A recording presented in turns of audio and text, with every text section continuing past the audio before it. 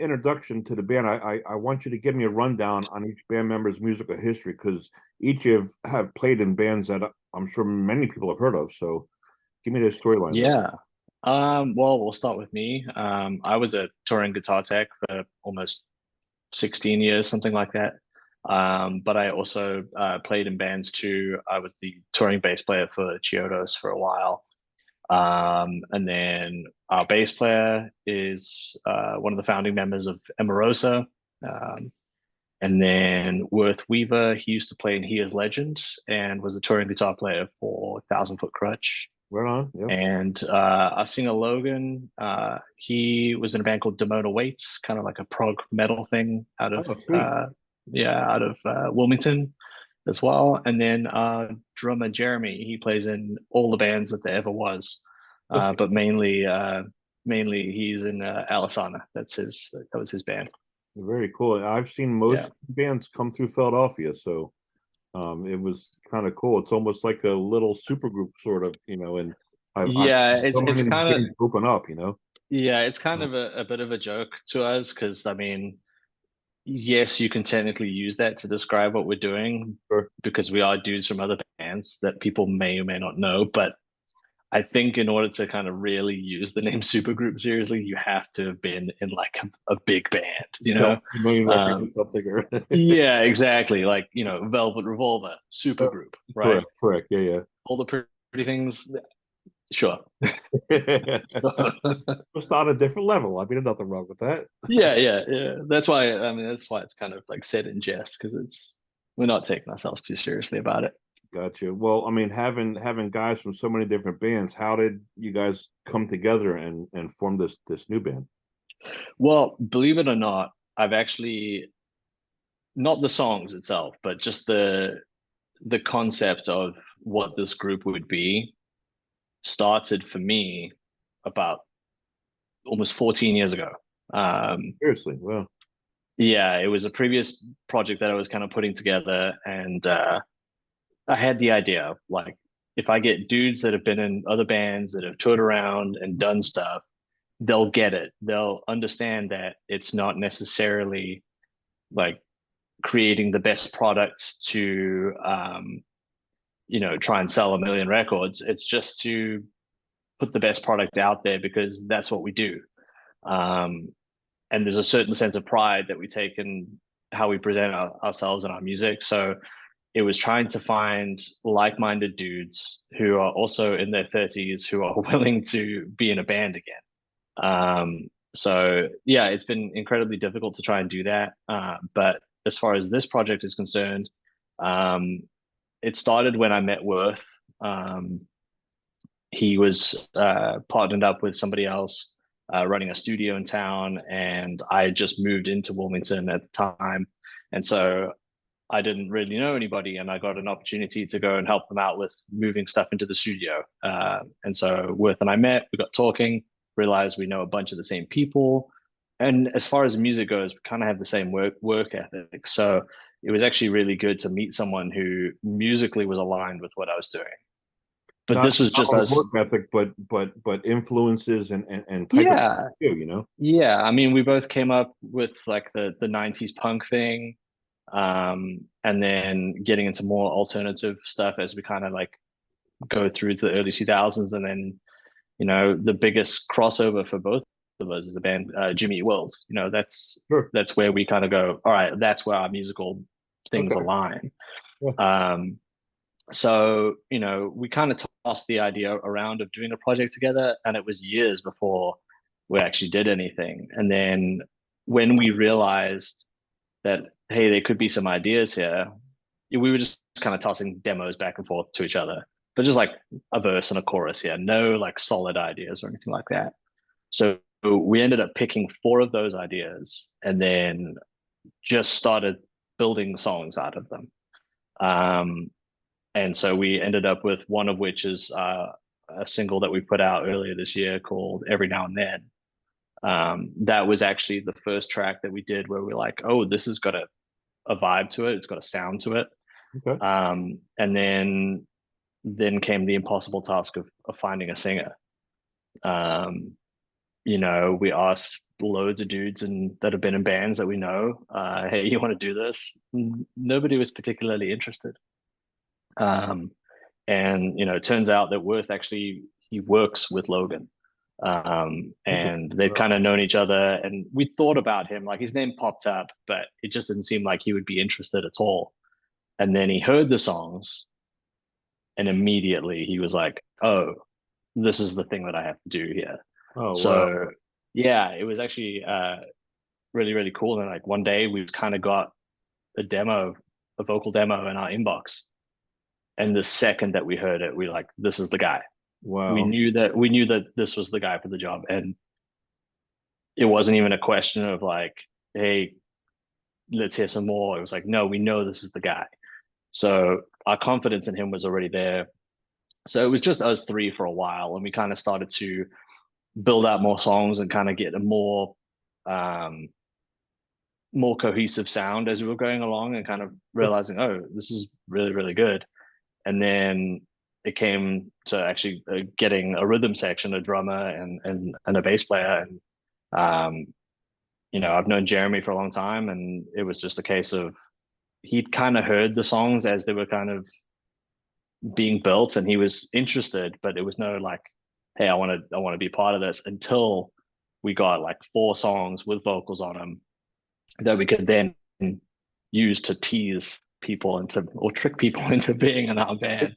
it might have Uh, helped them visualize. Oh, I could yeah, put a few drums on this. yeah, And yeah, exactly. It's a lot easier to convince people when you have something good to show for it, rather than being like, hey, you want to be in a band and make no money? Like, yeah, yeah. yeah. So that's A kind of like super how group, you mean, not everything. just a band, a super group. Yeah, you want to be in a super group. Yeah, so that's really how everything actually started in the beginning. And then it's just been a lot of work behind the scenes, putting things together before we even put a note of music out. Everything that you guys are releasing, you're doing independently, which is a Yeah, ton of work, man. I mean, yeah, it is. It's not a only the lot. writing and the music and the coming up with the ideas, but to do all that independently. Yeah, I Sure. mean, we're very fortunate that we have a good distribution deal in place, and that helps get our music out there. We don't really have to think about it too much. And our manager, like, she takes care of a lot of that mundane stuff for us, which is very, very awesome. Um, but yeah, it's been, obviously we would love to be showing our music to everybody, but it's a case of we just got to build what we have, and every year it just gets bigger. So um, yeah, it's just a long, hard road full of work, but we're gonna put it in. Well, I mean, people are taking notice. I mean, I know Spotify, you had a 200,000 something plays, and Chin Up Kid, which was just released a couple weeks ago, there was over 7,000 streams when I started doing some research not a week ago. So it's getting out there Yeah, for it's sure. up a little. That's It's so up a good. little since then. Yeah. So yeah, it's been really nice to get some good feedback from what we put out, and I can't wait to put more out. It's very exciting. I saw yesterday on the band's Facebook page, you guys posted a little like a thank you video to the fans. And one thing that you had mentioned is that you're going to try to hit releases every 6 weeks or so. And are those songs that are kind of done and in the can? Are you guys still writing some stuff or? Well, as we're kind of old school in a way that we want to put out a full length record and have it as a standalone, piece of work. Um, and that's what's taken us so long from when we actually got everybody involved to now, where we've actually got a record in the can. It's just a case of releasing it every 6 weeks now, or releasing a song every 6 weeks. Yeah. Um, as much as we'd love to just put the record out and have it be a thing, we're just trying to build what we have with each song, and showcase different sides to what we're doing. So yeah, there is that, but we're constantly writing. There's 3 of us in particular that write full songs and then bring them to the band, and then Wow. it's a Okay. case of, that there's 3 different voices there that are all coming up with ideas. But then we just kind of hear an idea and go, okay, well, this is what is going on, and we kind of figure out our own parts and stuff like that. But there's three different dudes that are writing kind of different material, but it all comes together in the cohesive way that we make it, you know. Um, but it's a case of we've got this record done, and we've probably got enough that's recorded for, I would say, a good chunk of another full length Oh wow. already. Oh, yeah.